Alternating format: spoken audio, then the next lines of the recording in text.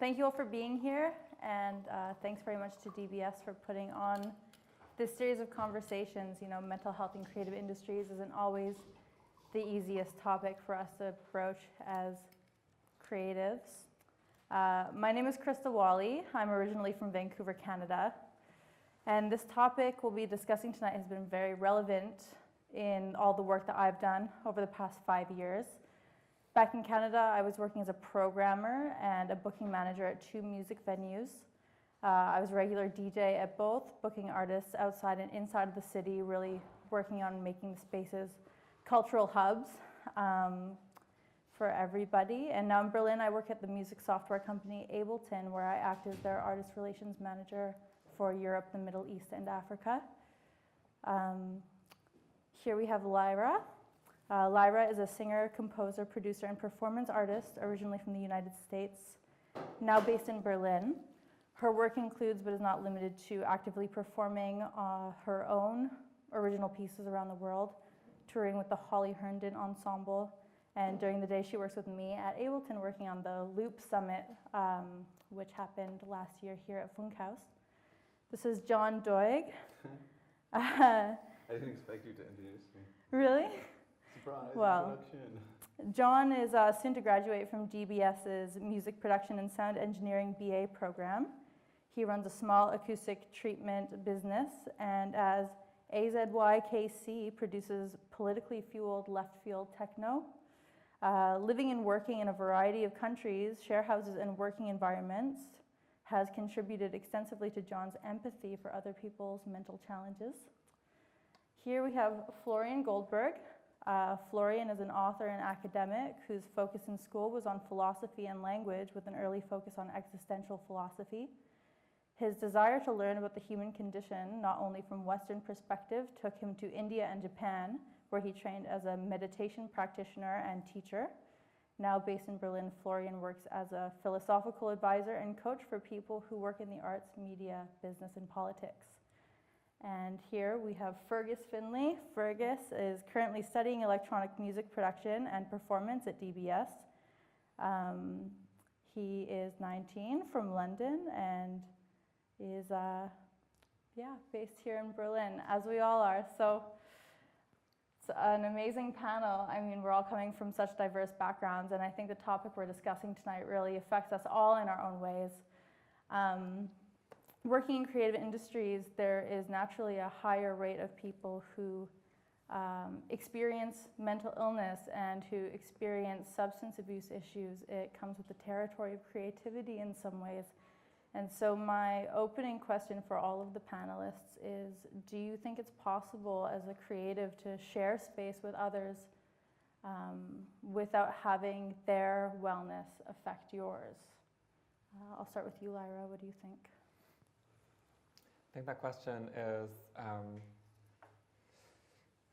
already pointed in a way that refers to part of the problem of the culture that we live in, which is that there's a sort of, we live in now a time of heightened anxiety about our own personal space, our private property, our private things versus other people's wellness, their things, there's almost this invisible barrier between all people that is a part of this like late neoliberal capitalism that we all inhabit, that it's the system, the matrix that we're existing in. I think to answer the question more directly, I think it is possible, but I would also ask, why. I would suppose maybe a question: are we not already always in an act of community with one another all the time anyway? Mm-hmm. Do those barriers really even exist? I think for me it's more about sort of realizing that I'm always sharing space with people, no matter where I am. Mm-hmm. I live alone now, so domestically, that's not something I deal with as much. but everywhere else, and also when I did live with people in 8 different sort of flat shares over the last 6 years, you know, it's always a negotiation of living with other people. And I don't really see those barriers as existing so much, but I understand what you mean. It's like sort of, how do you negotiate your own health, responsibility for your own health, and responsibility for those that you live with? I don't think maybe I'm just painting the question more, but it's a very philosophical sort of question. If you look at a lot of Indigenous cultures too, I think there are different ways that that mental illness has been handled in different kinds of communities. I think ours is one that stigmatizes mental illness, and that makes a lot of issues for a lot of people living in communities. Yeah, on that point, I do want to point out that in this conversation, it's really important that we don't demonize mental illness whatsoever. I think that we can all, well, at least myself, I can really relate to not feeling well and seeing the impact that that has on those around me. And I can also put myself, I can relate to being impacted by the wellness of others. So in this conversation, I hope that we can talk about some tools, no matter what side of that equation you find yourself relating with. And like you say, this topic really is so broad. It can be as direct as your roommate, your family, your partner, or you can be talking about the community that you belong to, how the collective health of your community impacts your own. John, what do you think? Do you think that we can say specifically about direct relations, like if you have a roommate or a partner who is having difficulty with their mental health, do you think it's possible to share a space without being negatively impacted yourself? Negatively? You've already loaded the question. Do you mean impacted or negatively? I should say impacted. That's a very good point. No. But that's for me personally. But I think it's a personal question. And I think we create our own realities. And in my reality, I have a lot of empathy for people that I share space with. So I'm kind of absorbing their integrity and their intention and just their energy in general. So if I share a space with someone that is struggling, I want to try and help it immediately, because that is going to affect my work. Because I work usually have been working where I live, because I've been living in Vegas in Berlin as a student, as to now. Personally, I find it very difficult not to absorb emotions and trauma, or something from someone that I see and I'm sharing a space with in a room, And so helping, do you feel positive when you have that exchange with somebody? If you're sharing space with somebody who is struggling and you're able to offer some kind of... Of course it feels positive. Intrinsically, I think we're motivated to help others. I think. To introduce myself better on this subject, I've lived with... Well, my brother is... I don't know if it's not a mental health issue, really. My brother is autistic. I've lived with a schizophrenic. I've myself been depressed while living with someone. I've lived with someone with severe anxiety, someone with schizotypal personality disorder, and just in general, having quite mental friends growing up, I have tended to be around a lot of people, especially coming of age and in early 20s, having trouble with their mental health and figuring out who they are, why they are, and such. Especially where drugs are involved. And when I say drugs, I mean amphetamines and things like that. Not the good stuff. Not the good drugs. Paracetamol. Florian, what do you think? Well, first of all, I ask myself, what is really a mental illness? I was just reminded to a student who came to me with, she said she had borderline, and she'd had therapy, and like her family wanted her to talk to me and to have sessions with me, and I asked her therapist whether that was okay. But the main thing was that I asked her whether she would be willing to not consider herself ill as long as we sit together and work together, at least for that 1 or 2 hours we would sit together. And I said, I could work with you if you agree not to consider yourself a patient of mine and not to consider yourself ill. So she said, so what shall I think of myself? And I said, well, a person with a special condition, as we are all in, like we all have conditions, different conditions.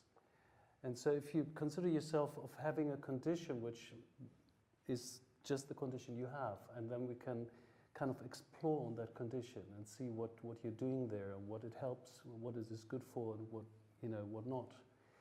So maybe we can make some sense out of it, and you can look at it. And it really worked. Like, she wasn't a patient, she wasn't ill, she wasn't having a mental illness when we sat together. And actually she became quite successful afterwards. And for me, I had this experience several times with people who I worked with. They came, for example, a depressive student, a depressive woman. Like the therapist, she came to me, she said, I'm depressed, I'm having depression. I said, okay, so what is it actually that you experience? Well, how do you know you're depressed? And she said, well, actually the psychiatrist told me I'm having a depression. And I said, what do you think yourself? And she said, well, I actually feel really sad. And then we explored what she would feel sad about. And it ended up actually in a very relatively simple thing, because she always was a very, very good student at school. She was like having A grades, like she was very good. Then she started studying medicine, and all of a sudden the techniques she had of how to be good and to be successful, they didn't work anymore. And she became really sad about that. And she became depressed. But she wasn't depressed really, she just didn't know what to do in that certain circumstance of her life. And so what we do is, like, we try to find out what she could do to learn better the things she had to learn now. And after a while that worked, and I didn't see her anymore. And 8 years later I got an email saying, thank you, I'm now a doctor. Wow. And I just wanted to say that it helped a lot. And so I think, yes, there might be conditions which are very hard to kind of get through and understand and make something positive out of it. But I find it difficult to kind of label things from the start and say, well, this is a mental illness, and this is schizophrenia, and this is depression, and this is whatever it is, and then pump the person with pills and psychopharmaca, and because that's actually one thing I found, that very often it takes so much time to get through a person when there's this layer of, drugs around the person. With the incredible amount of side effects that are themselves as bad as any sadness or... Oh, absolutely. I worked in a psychiatric hospital for a while, for 2 years, I told you about that before. And the patients were so drugged that whenever we went out for a little walk, they went like, they couldn't walk because they were so drugged. How can you solve the problem? Yeah, how can you solve the problem? So but numb. actually the people in the little town where the hospital was in, they were shocked by seeing them, and so they backed off. And again, they were outside the community because everybody thought they were monsters, they were so dangerous, but they just couldn't move anymore because they were so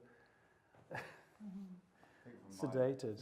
From my experiences is that my mother has bipolar, and so she has to take her olanzapine and another, I can't remember what the other medication is. And you're very right in saying that. For her, I think her dose is way too high, because when she's on it, she's just completely flat. She doesn't feel anything, and then that doesn't solve the problem because she feels so flat, she comes off the medication.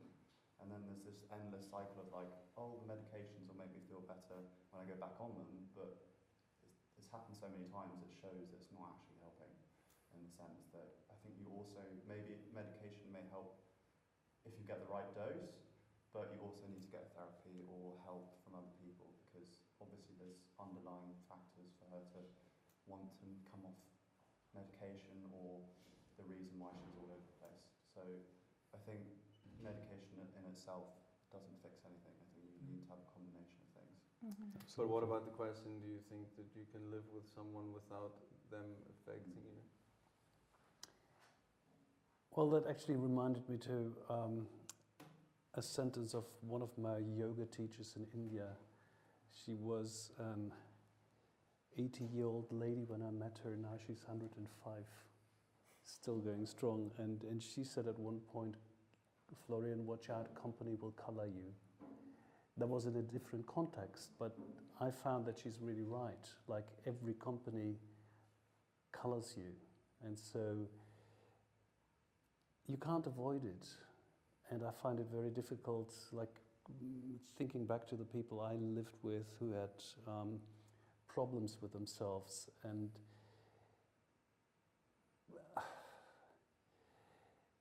I don't know, the ones who wanted to get help, the ones who were like the ones who wanted to take up some responsibility for themselves, there I could do something. But if they don't, and if they just indulge in their situation, then it colors you and you can't help it, and it really drags you down, I would say. Yeah, that's the other side of it. That's what I've experienced recently. And I just moved out of an apartment today because I had a difficult living situation for the last year, of someone that would not want to help themselves and would not want to take responsibility for themselves. And that is a completely different thing.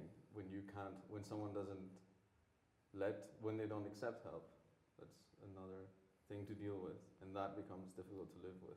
I can tell you that. And I think that brings up the idea of healthy boundaries, right? We hit a certain point with our own relationships where we have to say, you know, enough is enough. You have to be able to look after yourself in order to look after the people around you. So I wonder, have any of you on the panel had an experience with somebody that you shared a space with where you felt that your boundaries were being violated and you had to act on that? Maybe Lyra, you said that before you were living alone, you had roommates in the past. Yeah. Did you ever experience something like that? It wasn't just roommates. I mean, it was also nightlife for me. It was, I think, if you go to a bar or you go to a club, that's also a situation where people want to melt into each other. That's a very good example of places where boundaries can be crossed very quickly. I think living with people and also spending time in nightlife with people really taught me a lot about what kind of space I need to hold for myself. I recently watched this documentary on Netflix about Maya Angelou, who is one of the most famous poets in America, and she has an amazing story. She has this quote. She says, one should always keep a part of yourself that no one else can touch. There's a part of yourself that no one else should ever be able to touch, and you keep that for you. You don't give it to anyone else, not your partner, not your mother, not your family, not anyone. You keep it for you, and that's sometimes the only thing that you have in some situations, and that's so important. You know, so I think I find that I am a very optimistic, very empathetic person. I really like to help people, suggest solutions for people to help solve their problems. But there are people whose subconscious expresses itself in a way that they attack you, or they want something from you that they can't express. They don't have the language for that, and that's not my problem, but I'm also not going to let them have my special piece of myself. I'm never going to let that happen, you know, because I have let it happen. And when you give yourself totally away, when a boundary is totally erased, I think there's a risk there of losing your direction in yourself and losing your sense of self, losing your reason for being. And I learned at some point in my mid-20s, I'm a social person, but I never want this to happen again. I don't want to feel like this anymore. And so maybe you say boundaries. I say it's also just, I know who I am, and I am in touch with myself. I talk to that person.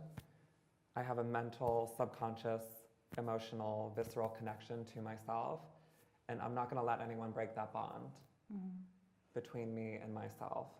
Do you feel like potentially having that piece of you threatened by your surroundings help you develop what it actually was and help you hone in on what it was, what part of yourself you felt like you wanted to protect? Absolutely.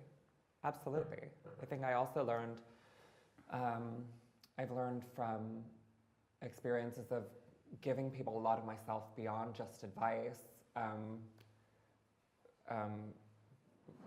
Having been taken advantage of by people and being a really generous person teaches me how to be generous without letting myself be taken advantage of, but it also teaches me sort of, like, I don't want to display those attributes that have just been shown to be by these others. You know, I know that's not who I am. I know that's not who I want to be. Yeah, it's an ongoing thing too, I think. It's an ongoing process. Fergus, you mentioned to us that your mom has bipolar disorder, and so she's somebody that naturally you've known your whole life. Yeah. And I'm sure that your understanding of your mom and your relationship has been an evolution in your life. I'm 19 and I'm still trying to figure out how to approach things, but so she's bipolar, and with that comes other problems, kind of alcohol and things like that. And I think from it, like you, I always want to try and look out for people, and especially when it's a close relationship as your mum. I was very, very involved when I was younger, and I still am, but I think I was almost losing that part of myself, and that really, I think, when you're living with someone, can really affect your creativity. It affects your confidence, it affects what you're thinking, because your mind's being like, is she okay? Is she not okay? So it can really distract you from what you need to do and what your life is. And I think the last couple of years, I've come to the realization that you can't force someone to get help or seek advice unless they're really in it. So I think what you need to come to is a kind of, okay, I've suggested, I've said, this is what you should do, you need help, but you can't put yourself down if they're not doing that, I think you need to realise that you've got your own space and your own thing to do as well. And as long as you've been there, and if they put a hand out and they're like, I really need some help, I want to go to something, then of course you're like, that's fine, let's get that sorted. But you can't put all the pressure and the negativity on yourself throughout the whole time, otherwise you're just too distracted and your mind's in another place. So I think it kind of leads from the first and the second are very similar. I think, of course, I think you're affected if your parents or your friends or closer relations are depressed and they're in the same living space, because if they're depressed, it kind of slightly leads on to you, because especially as my character, I really want to help, and if they're not wanting the help at the time or not wanting to say what it is, sometimes that can make you quite anxious. And then obviously it depends who it is. So if you're living with a friend, a flatmate, and their dog dies, as much as that's sad, it's not going to affect you as much as if you're living with your mum and bipolar. So I think there's different. I think there's different degrees of how much it will affect you, and it depends who you're living with. Depends who you're living with, really. So yeah, I think you just need to try and find the boundaries of what is yourself. I completely agree, and what you can give to try and help, and be there when they want the help, and but only suggest when they're not there. Because if you're too involved, then kind of almost hindering your own life and your own ideas and thoughts. And so, yeah. Definitely.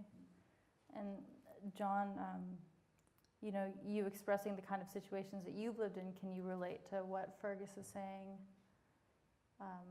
And in your own ways, where have you drawn the line with healthy boundaries with the people that you've lived with? A recent discovery of mine is that I didn't define boundaries in my last situation, and then I kind of myself adjusted to a situation that progressed over a year and became so dissonant with what I consider my fundamental character that I had to kind of break out of it, and it wasn't a very fluid outbreak because it's coming from such dissonance that I have to like go, no, this is actually how I want to be. Like it takes it's a strong amount of energy to change that in your environment, and in my personal case it didn't go down very well because I was just like, actually this is too much control, you can't control me, I'm doing this, and that's how I am. Mm-hmm. In the start I agreed to not be myself Mm-hmm. for the sake of having an apartment. Mm-hmm. And after a while, it just became really dissonant, and I was finding it increasingly difficult to be in the present when I was in there and just not let the past affect me. I even wrote on my door, "Don't let it get to you," so that when I go for a piss, I could see on my door that I shouldn't let it get to me. I wrote, "What makes you angry controls you." It still made me angry, and eventually I just had to move out. And now I'm free. So it's a happy ending. But I think defining boundaries in the beginning of any living relationship are important, but they should be flexible. You should never have constructs that determine everything. You should always be you should establish an open communication. That is what I think is the most important thing going into any living situation. Establish trust and open communication. When you were changing your behavior in the beginning of that living situation, did it feel like a compromise? Did you feel like you were meeting them halfway to make everybody comfortable, or did it really feel like... It felt like a compromise. It felt like, okay, I can do that, that's fine. Mm-hmm. And that changed for you? Yeah, and my situation changed. Mm-hmm. My personal situation. Actually, I guess you can choose what's left on camera or not, so it doesn't matter. So basically, I agreed to not smoke weed a year ago. It wasn't a big deal for me. But I stopped drinking alcohol, and I didn't really have a vice. So I was like, what is a fun little vice to have that's not half a flocken? So it was marijuana. And actually, my flatmate had a really big problem with this, but I really consider it, I'm totally politically against the idea of telling people you can't do that. And I really I don't know, it sparks my entire, like, since childhood disobedience, like, don't tell me what to do. Mm-hmm. So when I want to do something, and yeah, like in this situation, it just started building and building until I'm like, it has to break out of me, that I have to express that you cannot control me. Mm-hmm. So, yeah, I can't really remember where I was getting to. It just got at a fun point and I went with it. Well, I think that's a relatable experience that you had, where you don't want to be controlled by your surroundings, or at least you want to feel, that you are in control of your own life. Well, do you know what it was actually? I agreed to not smoke weed because she didn't want to be around drugs. And then I come through and there's like cocaine on the kitchen table and like all this. I'm like, what? Like, literally, I just want to smoke weed. Mm-hmm. And I pay rent. I'm legally living there. It's in my name. I'm 10 years older than her. Can I just smoke some weed? Right. Out the window. It's hard to make changes for somebody who doesn't uphold those standards for themselves. Yeah, but I never asked her not to take drugs. It was her rule that she broke and then still holds on me. So it's a double standards thing, which I would call delusion. Sure, for sure. That's also not a very clear communication, is it? From me? No, in the end, it doesn't matter. It's communication always is a relative thing. It's always between two parties, regardless of regardless of who you are in this agreement, if you disregard your subjectivity for a minute, there was something not being communicated there. I think as Yeah. well, it was a lot about she wanted to adhere to the control of others because she could not control herself. That's what that was my resolution from the. Do you think you'd have been more sympathetic if she wasn't taking I was drugs as sympathetic well? for a year. But I mean, do you think you'd been more sympathetic if she wasn't taking drugs? As in, like, if there was no double standard? There- Or do you still think, like, if she was completely clean and there was smoking weed in the house, you still think that's wrong? On a fundamental point, I would never have a problem with anyone doing anything that they want to do in terms of consumption around me. Even as an alcoholic, you can spit beer in my face, I don't care. You know what I mean? Like, I think that's completely personal, and I don't think people should control what other people do in that regard. But even in this situation, I don't think that was I just added that to the story because it's ironic. It was not a fundamental thing for me because she is younger and therefore a little less mature. I expected things like that. I didn't really care. It's just that I wanted my freedom, regardless of the situation. So in this situation, we can see that you were really impacted by the wellness of the person that you were sharing a space with, and in the end, your boundary came in and you said enough is enough, and you moved out. So, absolutely, that's one method of handling a situation like that, is to remove yourself, and oftentimes we do find that we have to remove ourselves from unhealthy situations.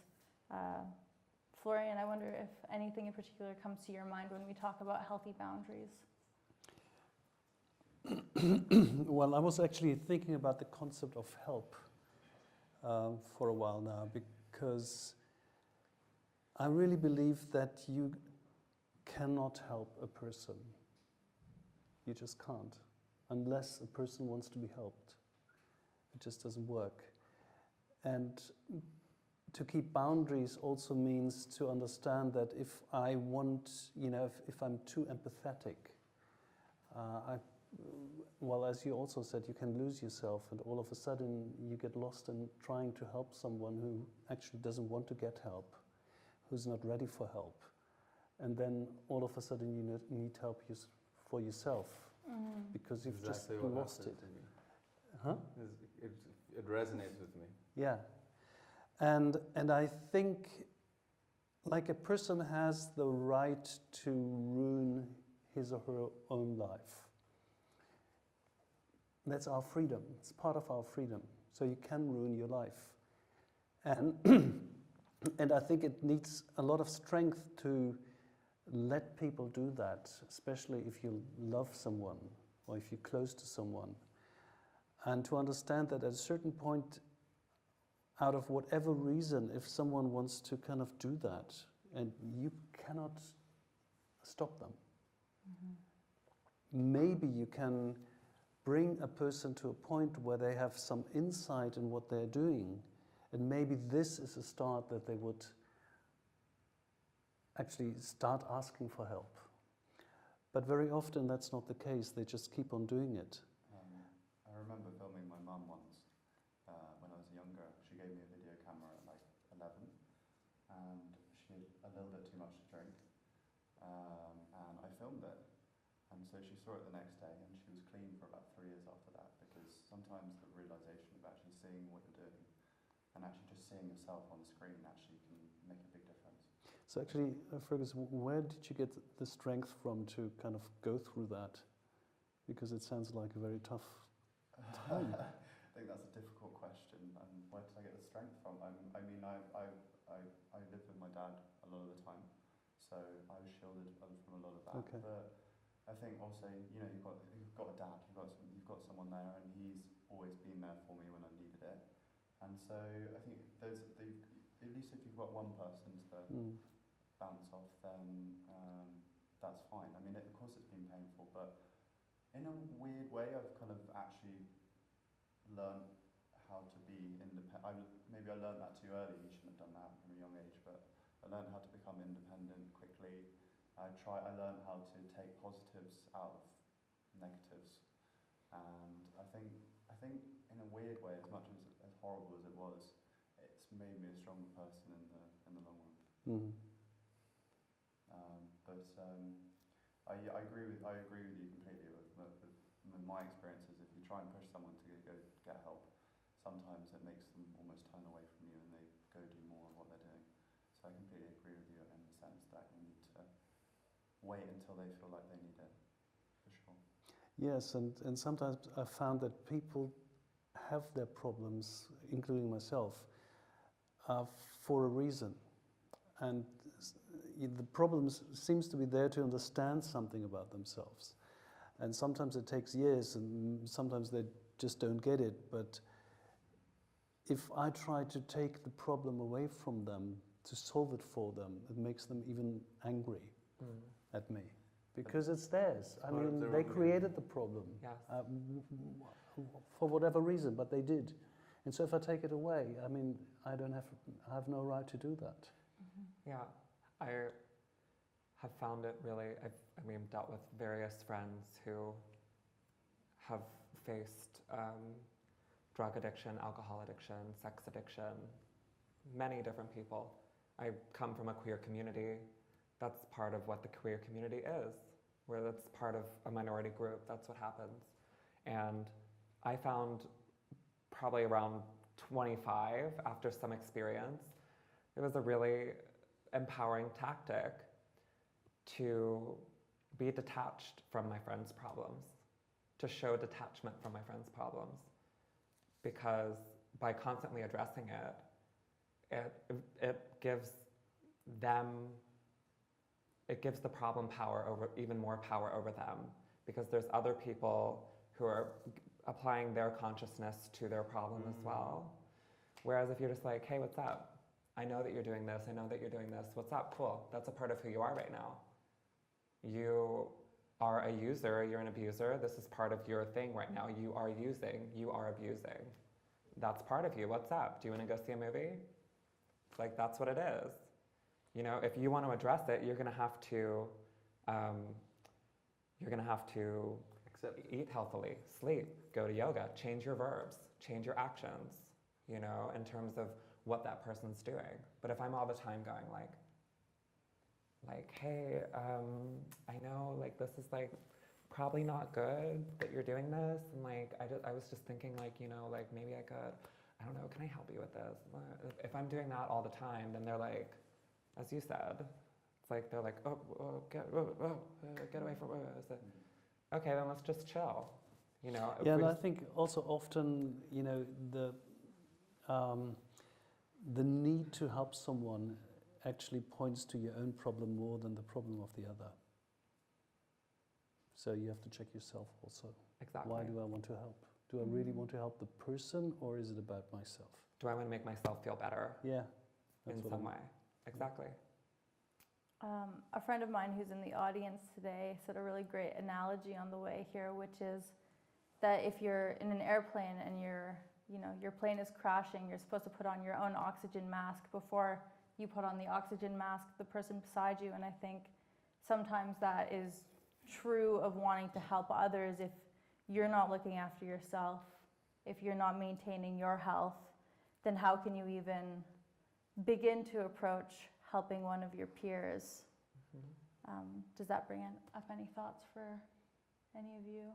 Well, that sums it up, doesn't it? That kind Yeah, I of guess so. Okay, we can go. Yeah, let's have a drink now. It's been really nice. There's smoothies. But no, for sure. When it comes to taking steps to make sure that we are maintaining our own health, Florian, I know that you have had a lot of experience with meditation. I think that's such an amazing form of self-care. I wonder if there's any, practical methods in the things that you've studied that people can bring into their own lives to help maintain their balance. Well, very simply, being in the present. And being in the present sounds very easy. It just means not recreating the past and not kind of trying to create a future in your head, thinking about what could go wrong or what should I do, but just be there at the present moment. And actually, if you want to help someone who really lost it, just send the person out to take a walk and make him look at things or make her look at things. Just, look around and find something you haven't seen before and, okay, find something else and just bring the person back to the present reality, because to have a problem, I have to get lost in my thoughts, in my mind, in my emotions. I have to get lost in myself. And so that's all there is. And if I just come back here, like for all of you, if you just kind of realize that you're sitting on your chair, that your feet are on the ground, that you're actually breathing, and that, you have a body, and you have someone next to you, and, has a body too, and all of a sudden it's not that horrifying anymore. Because to be horrified, you have to get lost in yourself. I think that's very true for musicians as well, because most of the time you're in your head, you're creating stuff, you're figuring out, like, is this good, is this not good, am I going to share it with someone? Hyperindulgence. So making exactly. making electronic music is sort of an existential problem, isn't it? In itself. In itself. It's like very. So I think you're very right. You need to find something else that brings you into the present, because especially for us musicians, we're in our heads a lot. So yeah, I think that's very true. Finding something that really puts you in the present. I go for walks or run, bike into school every day, because that's something that I can have that 15, 20 minutes to just chill. Yeah. And then you can then come back into music. And I also think with music you need to have a music space and a chill space, because otherwise if you mix it up too much then your head's all over the A place. physical space or a space in your head? For me, I like physical. Like, I come into school to even just do sound design and stuff, maybe some production. I do a little bit at home, but that's, Friday night treat, let's work till like 3 o'clock in the morning, cool. Because especially where I live, it's tiny rooms, kitchen, sitting room and bedroom in the same room. So having that, you can kind of get lost in music thoughts. Then you want to relax, but then you're still thinking about music, and then you can't go to sleep. So I find, for me, a physical change is really, really helpful. So when you go back, you can actually just lie down and relax, or watch a movie, or do something on Facebook, or read a book, or something like that. Whereas when you come into school, you have your workspace. And a lot of those things that you mentioned are things that you can do daily, right? So much of looking after ourselves is developing a routine, which can be really challenging when you work in creative industries. You have erratic schedules. You're often, making your own time. John, do you have any techniques that you use to try to keep yourself grounded? Generally, I try and compartmentalize my life. That I approach things with a different headspace attitude, and in between I use mindfulness techniques to be in the present. Simple listening techniques and observation and visualization and things. And in general, I try and say, okay, now my phone goes on airplane mode and I'm with you guys, and put a boundary there so that it doesn't all leak together, or else I would just do everything ineffectively and work 20 hours a day at half speed. Speaking of, technology and social media nowadays, the topic of living with others, if you engage in social media, you're kind of living with everybody at all times, right? You're constantly just browsing through feeds, taking on everybody's personal story, and also often the highlights, right? You're not seeing sometimes true representations of how people are doing. You're really going through it and you're looking through somebody's vacation photos again. And you get immediate validation, and that is really dangerous. Do you find taking breaks from social media is really positively impactful to your mental health? Yes. Would you all agree? I think that how many of you guys, raise of hands, find disengaging from social media helps your balance? Almost everyone. Almost everybody, yeah. I actually, sorry to interrupt you really quick, on the flip side, recognized about 3 weeks ago that I'm getting addicted to Instagram and it's actually bad, and I need to not do that. It's becoming a habit that I seek to initiate. Then it becomes addictive. And so then I had to say, okay, I need to chill out on that. It's maybe necessary for a profiling thing, but it's not something I have to like every time I go to the toilet sit there like that. You know? Yeah, so again, this talks to when we live with others, it's not only the people directly next to us in this room, the people that we live with, but it's our whole satellite of people that we know, who now, again, in 2018, we're kind of engaging with in this passive way constantly. Something that I'm curious about for all of you is how you find specifically your creativity is impacted when you're really, when you're feeling the people around you are not doing well, in both senses, directly and in a community, if that makes sense. Lyra, what do you think? No one's well. Exactly. Not a Everyone's single one of us is well. It's like this, it's the foundation upon which the entire pharmaceutical company, the pharmaceutical complex is built, is this idea of like normalcy and like human normalcy. It's like, I don't remember where I heard this, but like there's this idea that like the technology and the science of the time that you live in comes to affect philosophically the way that we think about humanity and culture in our own bodies. Like when alchemy was really popular in like the 16 and 1700s, there would be composers that would write whole pieces that would like try to shake the four humors, like these four like biles around your body, because that's what they thought the science was, so the music was related to that. I think like nowadays, our whole body thought, our wellness thought, our brain thought is like, it's all about operating systems and updates and having everything clean and fresh and up to date. And we think about our bodies that way as well as our machines. It has exactly to do with how we philosophically think about technology and how that relates to our bodies. And I think it's weird because we aren't computers and there is no normal version of a human body. That doesn't exist. Genetics are way weirder than that. Evolution is weirder than that. Biology is weirder than that. And even, you know, it's where am I going to now? It's like, there is no well. There's no well and there's no normal. So I think, oh, I remember what I was going to say. Because you were talking about Facebook, and I have like a lot of thoughts about like messaging and like that part of social stuff, because that has affected me a lot. That's invasive, huh? It can be invasive. I find it also. Yeah. Like a phone call's a lot nicer because you can hear the character, you can have some sarcasm, you can have a proper conversation. Yeah. Sometimes text, you're just like. And people are so demanding. Yeah. What I've been experiencing, even leading up to this talk, I have emails of people expecting an answer for something. They don't have an idea what my work hours are, and they're expecting an answer. That's way too demanding. I'm not comfortable with it. It is, and that's because of precisely. what we're allowed with social media and our instant messaging culture. So I always say when I talk with other people about like messages and stuff, this is like sort of a topic that I bear with me beyond this.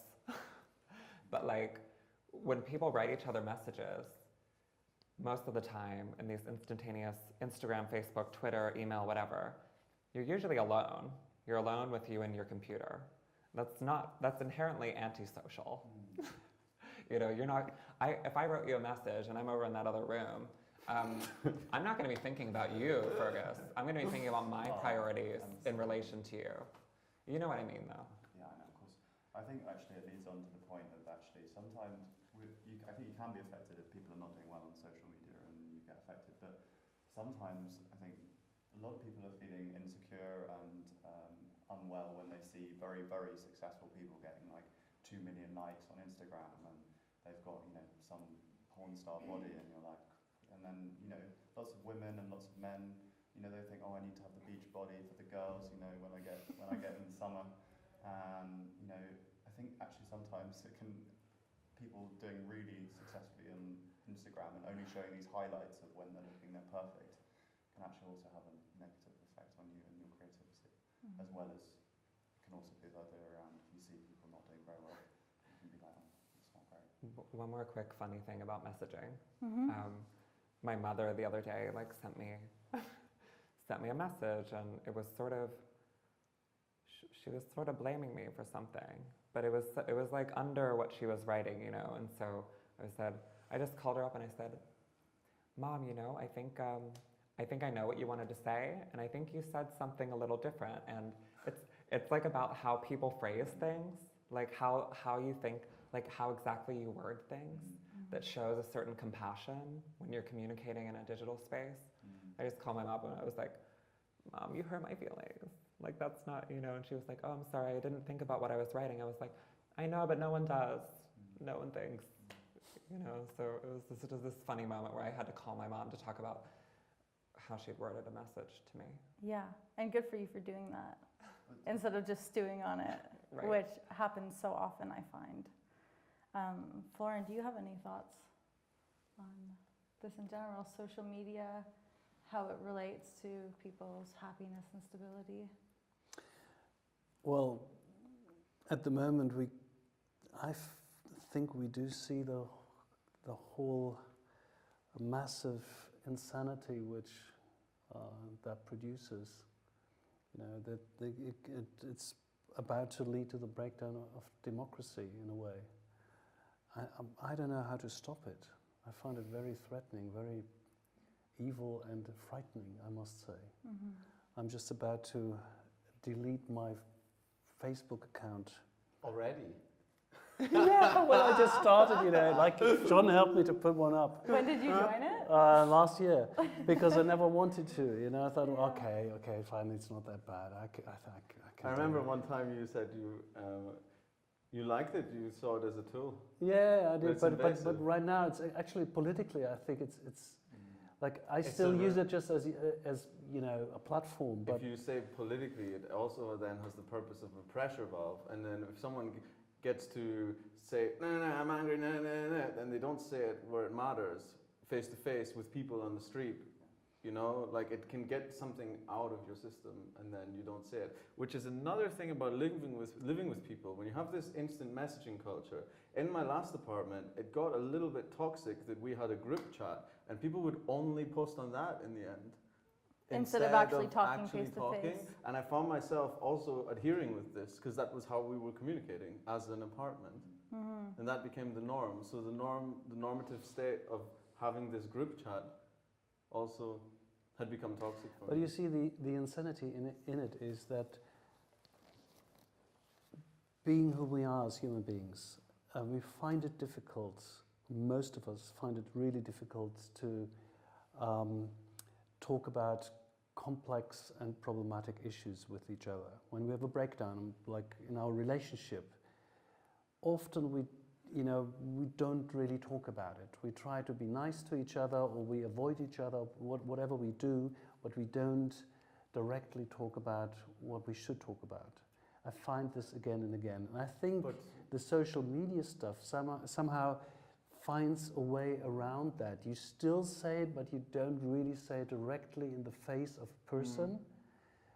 But then it's out there, and it multiplies, and other people comment as well.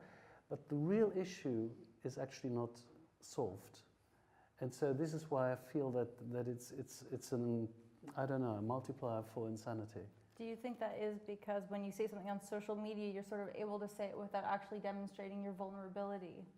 Yeah, and you're not there as a person, you don't get feedback. Yeah. Like if I tell you something which I think you did to me, well then you will give me your standpoint, and maybe I will have to admit that actually I was doing something to you and not the other way around, and I have to go through this pain of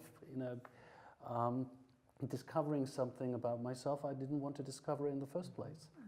But this only happens if we sit together, and if I'm honest and you're honest and we're open and we go through all this pain, but that's not happening there. You can just spit it out and you're always right, and this is how we're wired as human beings. We are a machine for always having to be right. Yes, Right. people, we sit there, we're always right. Everybody's always right. And in the social media system, you can be right all the time, and then you're in this bubble of other people who make you right, and and then you completely lose it. You can say things and you can retract things if you Yeah. decide at a later date that you, unless you're famous, in which case screenshots will always haunt you. Does anybody have more thoughts on social media Well, I also over think here? you may say something on Facebook to someone that you wouldn't say to them to the face. Mhm. And I think, like you said, it's become quite aggressive and the views have become so extreme. But I would love to see that person then get up in front of 20, 30 people even and say those beliefs and see if they really actually would say them in real life. That kind of social interaction might make them think, Yeah, but okay, maybe that's wrong.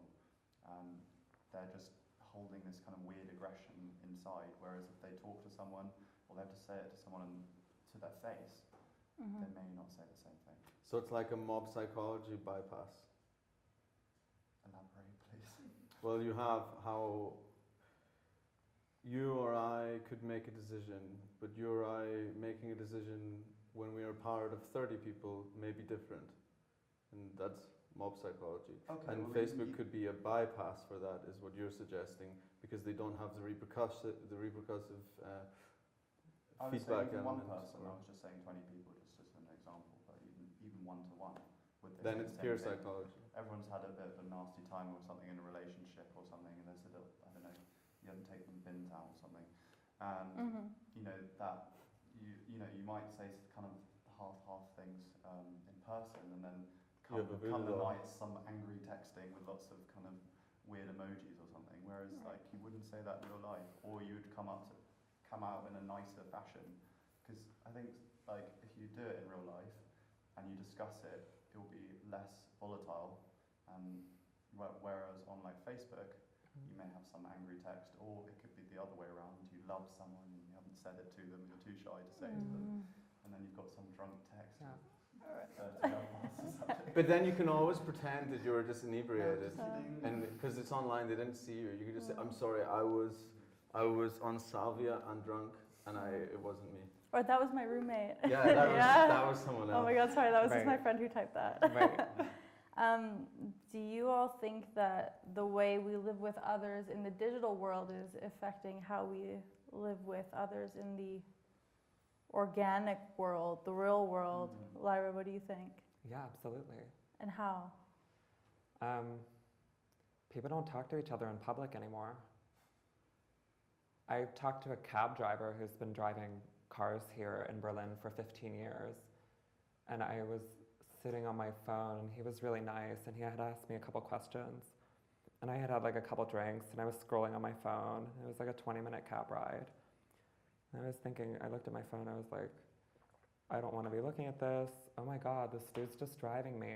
Like, this guy's just driving me. It's his job, but he already initiated conversation with me, and I was like, hey, do you think that in the last 15 years, people are just on their phones more when they're in cabs? Like, do you talk to people less? And he was like, yeah. He's like, I don't really talk to anyone anymore. People are just sitting on their phones when they're in the cab. They don't want to engage with cab drivers. Like, we don't have conversations anymore with people. He said, when I started, we would talk all the time. Then around 2011, something started to switch. You know, it's like, it's sort of difficult, I think. It gives all of us a sort of feeling that we constantly have a right to privacy, that other people's business is somehow less important than ours.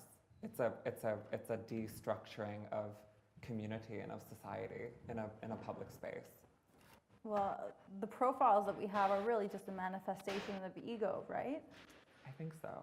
And so when you have such a focus on yourself, always, this is me, this is who I am, and this is our new way of displaying ourselves to one another, in a sense, doesn't it, put less of the focus on our care for others? Mm-hmm. Yeah. I think there are ways of disrupting that notion that what you post always has to be about you. I look up to a lot of people who post online in a way of, check out this cool community project, check out this cool thing that my friend did, check out this thing that we're doing. This is a joke I'm making about ego in itself. You know, there's ways that people use social media. There are subcultures online to like rebel against this sort of corporate ego-based sort of assert yourself, assert your ego. You know, this sort of thing that is in the root of what these companies, the services that these companies provide. And I thought of something that you were saying about discussing in person, when we were talking about discussing in person versus like sending an angry text. Like, this is lame, I don't remember the name of the author, I can look it up if anyone's interested. There's a book called Conflict is Not Abuse, which I think just that sentence is so powerful. Conflict is not abuse. How conflict, you know, interpersonal conflict can be something that is productive. It is inherently the space for productivity. If everything was always okay, there would be no way of being productive. It'd be boring as well. It'd be pretty boring. Yeah, but then conflict has to be something between two or more people who directly interact. Exactly. So if they don't interact, it's not a conflict, it's waging some weird wars. It's exactly what you were saying. I think I'm agreeing that that conflict is something that has to happen interpersonally, and when it only happens online, it's like a shadow zone. Like, it's a place of inactivity. Yeah, because I do think what we need to learn, and this is again true for our topic of living with others, one of the most important things, I need to understand my own pain which is driving me. I need to understand where I come from, and I think every one of us has his or her very own individual sort of pain. We have it, and we don't want to see it very often. It's because it's painful. It is really pain. It's not a word. It's not, you know, something fancy. It is the thing that makes it so hard to be on this planet and to interact with people, and to learn to be with it, and to, you know, not push it away, not dramatize it, you know, not kind of live it out in some weird way, but just to learn to be with it and let it be there, and let it be there in a conflict. Let it be there when you come, especially in a conflict with people you love, because there it is as even more painful. There it really kind of shows the whole beauty of that pain which is there. And we have to understand that, and we have to learn to deal with it and be with it and understand it, and this is how we become ourselves. And then we can be of help for others. And without that, we are of no help. And without it, we don't ever solve a conflict. And we can be angry and brutal and whatever, and write things on the internet, and, you know, yeah. It's just such a ridiculous concept. It's already for 20 years been ridiculous. Writing on the internet, angry. You know? Yeah, well, you're right. You know, when we act out in any way, like we've touched on in this conversation, it's often just a demonstration of what we have going on in our own personal lives. It may not actually have to do with what we're acting out against. I think we have to be really in touch with ourselves to be able to understand what we get angry about. Florian, I wonder if you have any guidance that you could offer people who are trying to do some soul searching and actually look at what's going on with themselves and why they might be acting out? Ooh, it's always so individual. You know, I wouldn't know any common laws at the moment, but what I just said before is, I think the most important thing to not run away from what I call this inherent pain, and learn to be with it, and learn to let it be there, and don't be ashamed of it, whatever it is, and don't be proud of it. It's just there. It's part of me. Mm-hmm. And be with it, and learn to embrace it. You Again, have to learn with what it is. huh? You first have to learn what it is. Well, but don't think about it. Don't put it into concepts, because it's an experience. Like, don't think about it. Don't try to analyze it, because it's nothing you will ever find the reason of. It's too complex to, if you try to you would start to create stories around it. And then you have even better stories, why it is there and why I've become like that, and but it's still there. It doesn't go away. Sometimes it's even you're even increasing it. But if you learn to just be with it, to let it be there, observe it, don't think about it, observe it, be with it, like with with a child or with a lover or with a dog or whatever you like to be with. It's interesting because I recently started speaking with a psychologist via DBS, and I feel that I am actually a little empowered by understanding my issues and why it is like that. I actually find it quite, it soothes me to Very good. understand that. Well, what I'm saying, John, is not the truth. It's just, what I recommend to do. And I actually would always avoid the question why. Like I just tell people to cross it out. And if you have an issue, ask what is it good for, when did I experience it for the first time, what exactly were my thoughts when, these emotions came up again, what did I do, what did I think? Just ask questions which empower you to observe situations. Yeah, I merely wanted to point out the idea that the power that first understanding something can give to someone when they don't understand it. I didn't understand why I had this flaw in me that would always repeat itself, and I could never really understand what it even is, why it is caused, and why I suffer it. But by having feedback and speaking to someone professionally about it, I was then able to almost separate from it, like to be able to say, okay, that is this, but that's okay, it's just this. Then I can make that, but first I had to define it. Okay. But that was just for me, and I also understand that definition is not absolute and it's not necessary. Well, whatever helps is true. But I mean, maybe that was also seeing a psychotherapist and help her perspective on things, because Didn't get a perspective though. or advice. But I think we've all had a time where I don't know, someone's suddenly gone a bit cold or something, and you have no idea why they've gone cold on you. And I think everyone's probably had a time where their mind wandered, being like, is it this? Is it this? Is it this? It could be this. It could be this. And then you find out it's just like nothing, and then just having a little bit of a down day. And I think in a way I kind of agree with you in the sense that sometimes you don't want your mind to wander too much, because then you're going to end up just thinking about concepts that are way out of what it actually could be. I thought But I agree, I think therapy really, at the same time, I think therapy is something that everyone should do at all. If they feel like to do it, it shouldn't be stigmatised, it should be something that you... Oh no, it's completely normal to do it. Yeah, of course. Exactly. Yeah. I think it should be, seen as something completely normal, it's fine, and it may give you a perspective on something that you were looking for.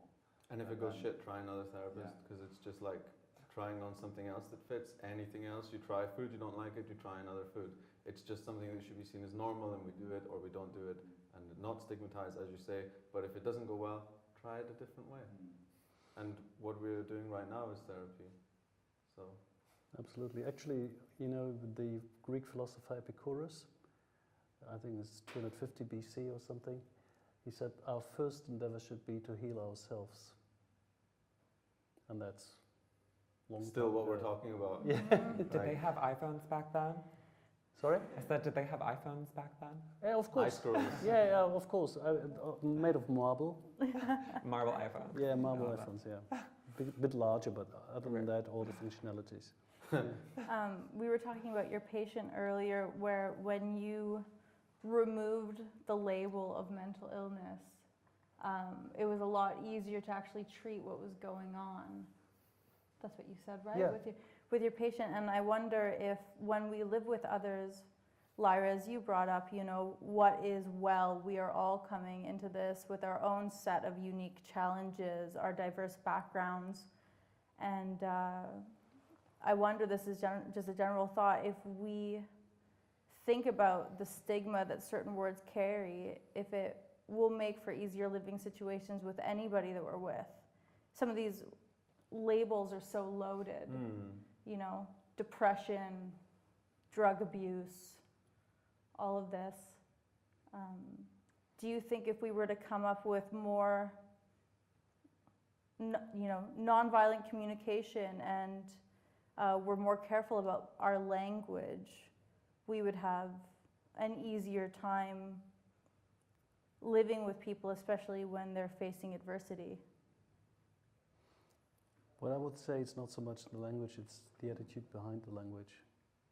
You know, because we always use language, and it's so difficult to not use a word that someone else might then feel as a threat, experience as a threat. But the attitude behind it, which actually I liked what you said before, even though I don't really recall anymore what it exactly was. It was just a feeling I had when, you know, like accepting a human being as it is. Like we don't know what it means to be human. To be human means all of that. You know, we try to kind of squeeze what we are as human beings into little boxes. And every culture finds different boxes and puts people in there, and somehow that's now the norm. Oh no, now that is the norm, you know. And if you just look back, just like 50 years, I mean, 50 years ago, like in Switzerland, women weren't allowed to vote, and here in Germany, a woman by law would have to ask her husband whether she is allowed to go to work. And gelatin was considered edible. Yeah. And there was still one canton in Switzerland where women couldn't vote until the 90s. Right, it's true. Wow.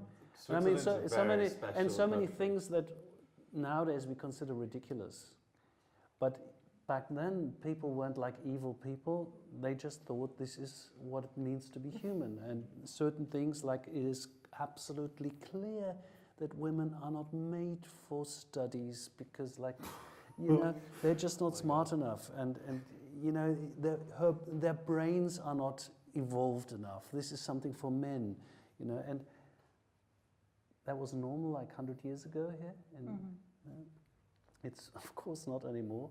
And now we have other things in our heads which we now consider as normal. And to kind of expand that, this is part of what it means to be human for us, I think. This is what we are here for. And so I think it's about attitude.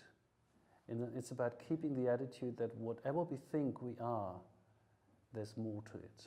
There's a lot more to it. I have an idea, not only though, because yeah, I understand that in order to look after others, you first have to be able to love yourself and come to terms with yourself and look after yourself. But I also think that there's something that by looking after others and considering them equal, it does also enforce a way of looking after yourself. I think there's something in that too that people don't speak about as often as the other way around. Because I often think that if we were less cruel to animals, we would be kinder to each other, and if we didn't do industrial farming, we might not bomb each other. I have this theory. So I think that could maybe seep into a kind of understanding others, understanding ourselves. Just love, not self-love, not loving others, but just love. Just on a foundational level of acceptance. Yes, and again, in order to be able to love, you have to go through all the anger which is inside yourself.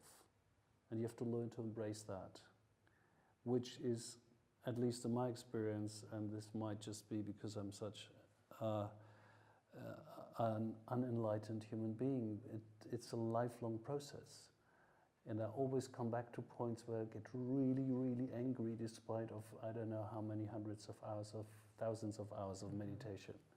You know, I get really angry, really annoyed, really kind of egoistical and whatever.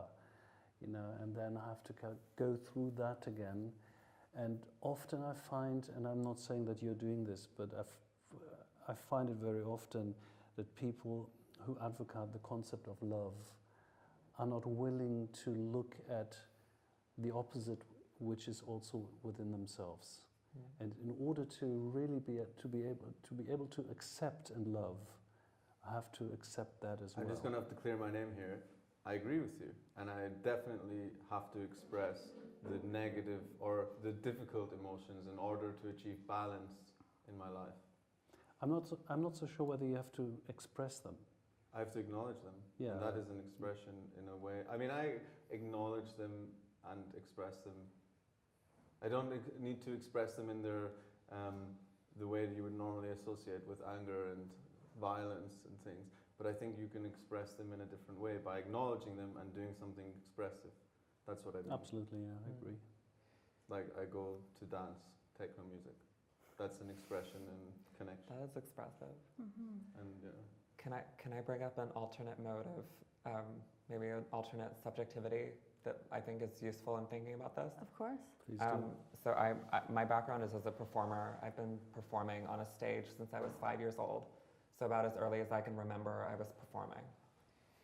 And in this context, I work with other performers and with other artists who, one in particular, one of my best friends who I work with a lot, his name is Colin South.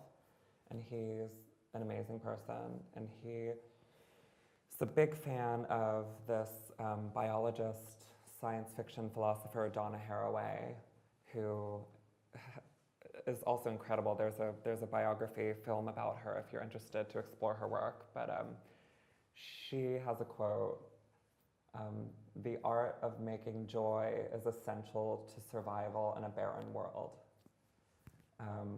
That idea combined with performance, to me, I think there's a lot about psychoanalysis, about wellness that has to do with this idea of being normal and achieving normalcy. Am I normal? From my perspective, my life and my relationships get better, the people around me get stronger when I'm involved in the active performance of joy making, when there's joy being made, you know, and I've gotten through a lot of hard times personally and with a lot of my friends, just learning how to produce, reenact, even if it's artificial. If I'm like telling jokes or doing something funny, we're like, you know, we're having a good time. It's not so bad, is it? It's like, you know, it's you wake up every morning, you can decide if you're gonna create joy or not. And when you have a community, when you have people around you, your own subjectivity isn't the most important thing anyway. You're in a group. And so it's like, I'm part of this group of people who's making joy. If you think that, you say, you know, you make the decision when you wake up, you can create joy or you can't, I think some people struggle with that. Some people don't feel like they have control over whether or not they're able to emanate positivity. And I wonder if you have any practical advice for somebody who might be having a hard time, you know, finding their joy. Find some magical friends who aren't as academic and existential as you are, who whenever you have a problem, they will punch you and be like, "What's up? Do you want to go get food? Let's hang out." Blah. Like, do something fun.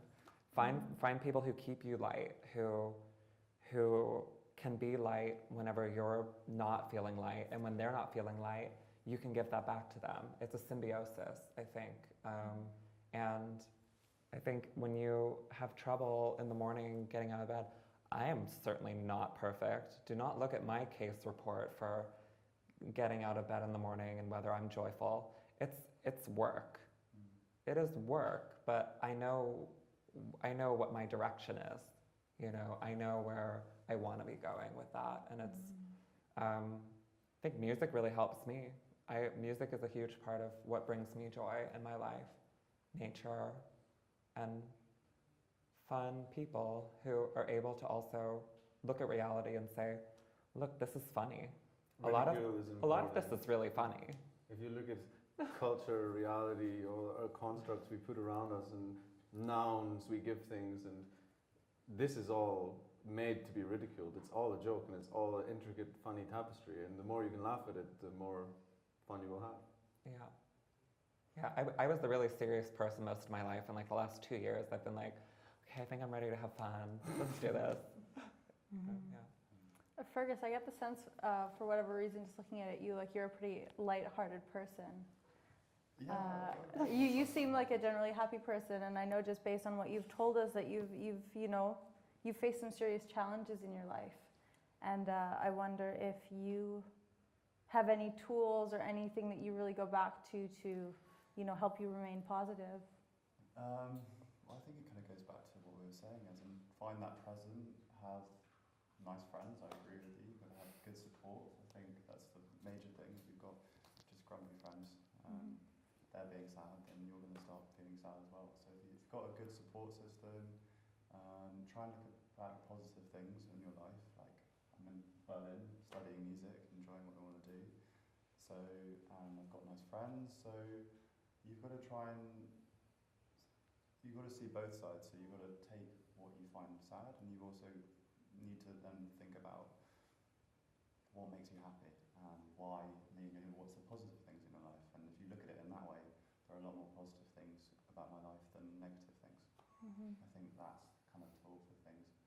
And then for the question before, trying to help other people maybe feel better is also showing them their present, because they may be just overthinking things.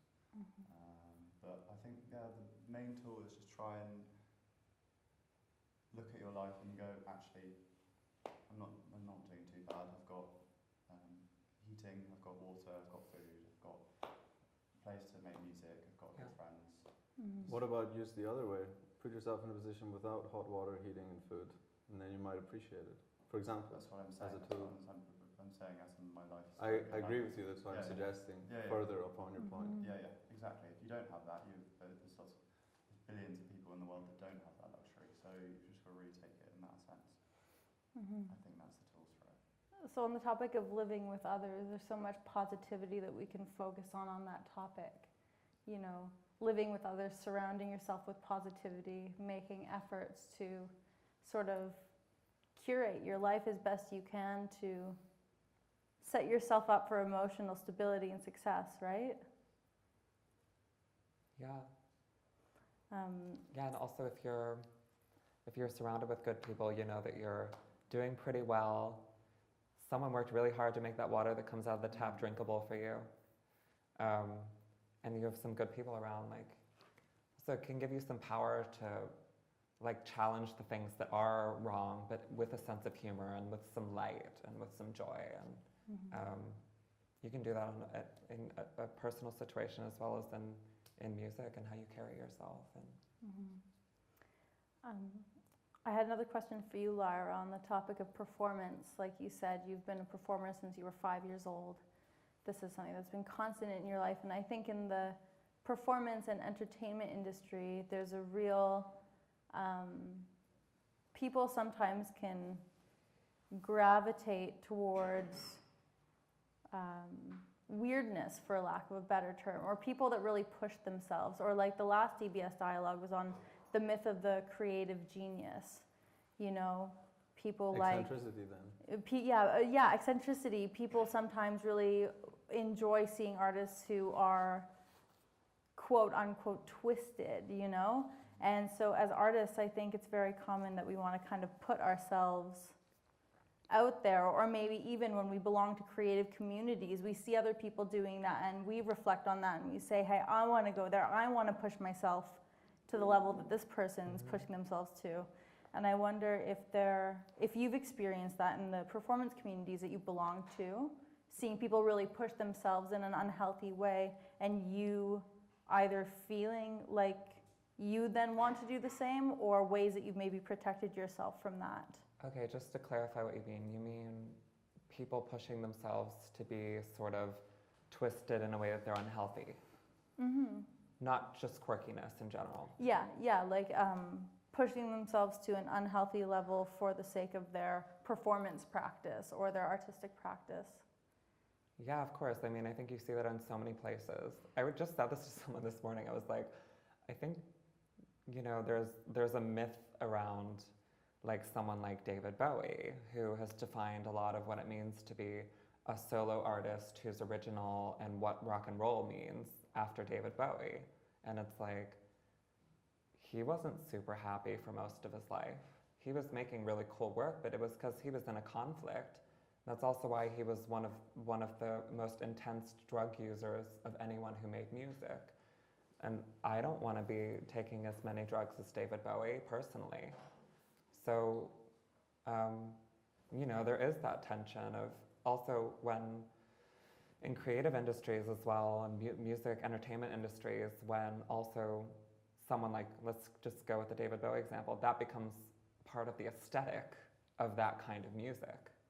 And then you see 20-year-old kids on Instagram who are like, I'm a David Bowie style junkie, like, and this is who I am, and I'm making like underground rock music, and you're like, okay, like you could still do that, just like drink some club mate or like do something else crazy without destroying your body. And like, I don't know, you know, I want people to take care of themselves. I want to take care of myself, but I have seen people do this, of course.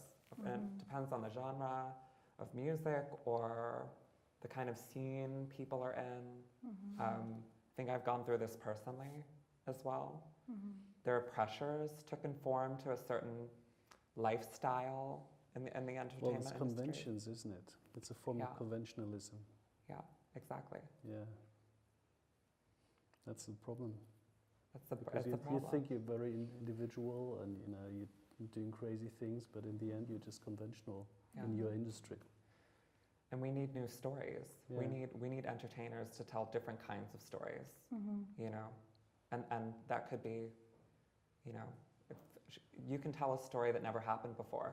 I think that's something that I like to remember, you know. You can tell a story that didn't exist, create a new sense of aesthetics or something. It's a really good thing to remember. Thanks. That's Cool.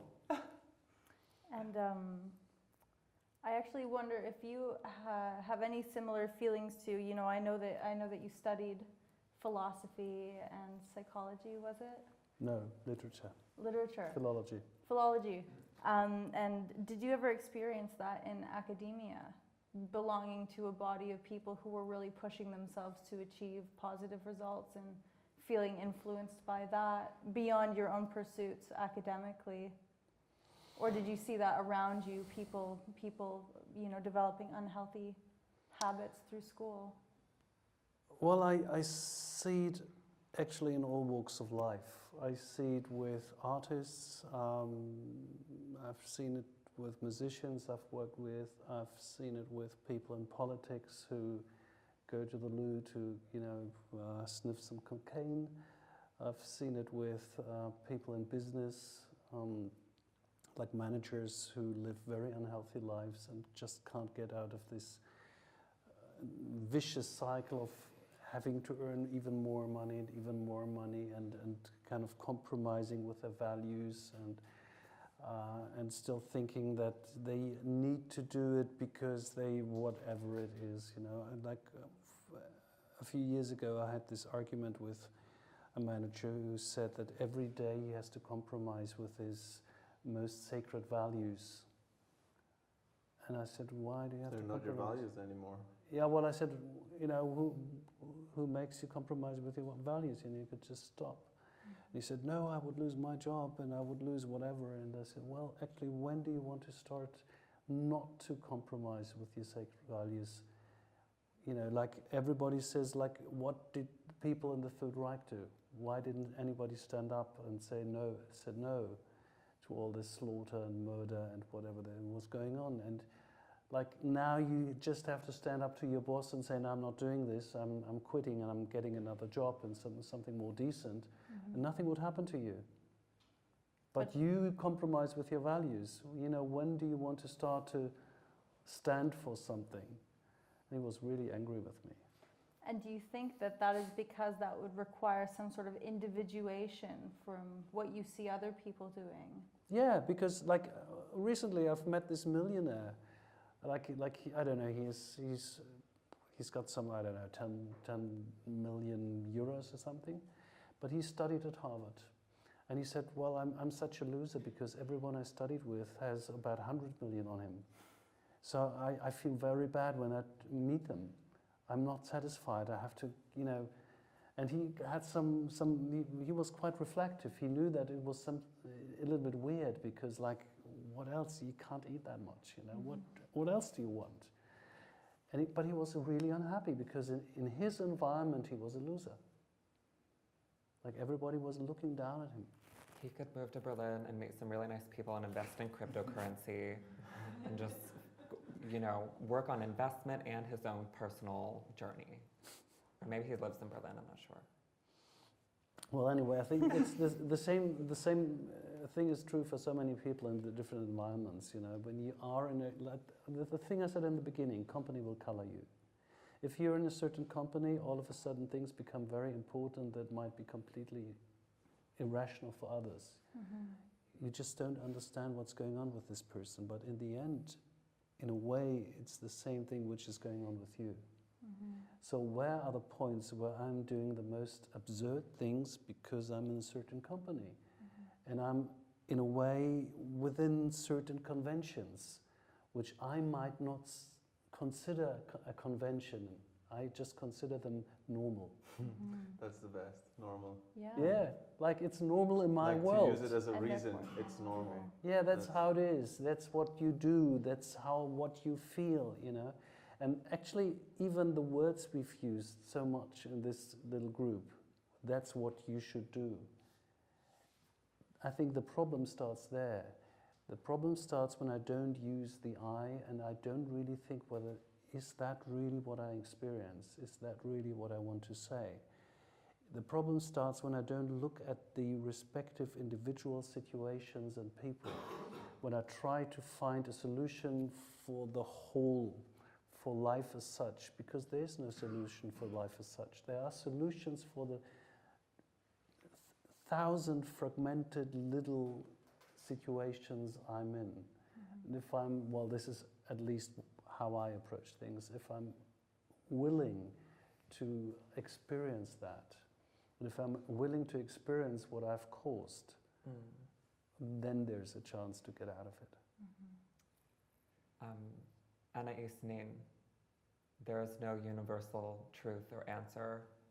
That's a paraphrase. But one book for each person, like a novel for each person. Yeah. I think that's really beautiful, basically what you just said. So we can totally discredit the Bible and the Quran right now because... Well, that might be someone's book. It probably was. At one point that was someone's book and we got really hung up on it. Yeah. When you mentioned, that this guy felt like he was dismissing or going against his sacred values, it reminds me, Lyra, of what you said earlier about when you belong, when you're being affected, but there's always the sacred part of yourself that you want to remain true to and that you want to protect. And as you mentioned, the people that we're around, we sort of mirror in a way. What was it exactly you said? The company we keep colors us? Yeah. Yeah, and so again, I would just really like to reflect on that and think practically, what can we do to protect that within ourselves? How do we make sure that we're maintaining our integrity and really following through with our values throughout all of these communities that we're inevitably going to swim through in our lives? Well, first of all, it's important to understand what your values really are, isn't it? Because very often, like I'm working with values every day, but then I sit there and say, what the fuck are my values? Do I know them? Yeah. Sometimes I don't. Flexible, And they change. Yeah, they change. If I look back, so many things have changed. Like my father, for example, he tried desperately to convince me not to become a homosexual and not to have homosexual tendencies. And for so long in my life, I wondered what was actually going on with him. Until my mother told me that she got to know him because of her uncle, and her uncle was homosexual. My father was bisexual. He had a relationship with my uncle before he met my mother. It's actually my grand uncle. It was the uncle of my That just mother. got really confusing really quickly. And all of a sudden it made sense because he was so afraid of his own homosexuality. Yeah. He was so afraid of it. And in his time, he couldn't live it. And actually, this uncle, he was in a concentration camp in the Nazi time. Like, he was older, like 20 years older than my father. So he really had a very, very, very, very hard time. You know, and my father was afraid that, you know, something could happen to me, and he wanted to get out of it. And for him, it was like too much of a, I don't know, turmoil, and it was still illegal. You know, you could get sued, you could get busted for you know, being homosexual, being gay. So he was afraid that I could be gay because I was kind of a soft and tender boy and not so bully. You know, so he tried to protect me, but in a way he confused me. Yeah. And in the end, I found, oh, that's why. My God, you know. Yeah. Yeah. Thank you so much for sharing that And story. I asked my mother whether she had a problem with it, and she said, "Why should I? I loved my uncle so much, and you know, it was just normal." You know, and then she told me that before the Third Reich, it was actually quite normal in Germany, especially in Berlin. You know, and then came the Nazis all of a sudden. Well, it was normal, but they would also document like personal displays of affection between homosexual people, and they had then a public record, which was quite fine. The police were protecting homosexuals in Berlin. I just heard this. Yeah, But they had everyone on record. exactly. And then the Nazis on- took this yeah, record. Exactly. Oh, fuck. Yeah. Yeah. That was what was happening, and this is actually why I'm so afraid that, you know, if the state and also Facebook or not, they collect all the data. What happens if the Trumps of this world succeed? Can we just say, never give your real data to any companies on the internet, including Facebook, including Exactly. That's very important. Yeah. That's actually really important.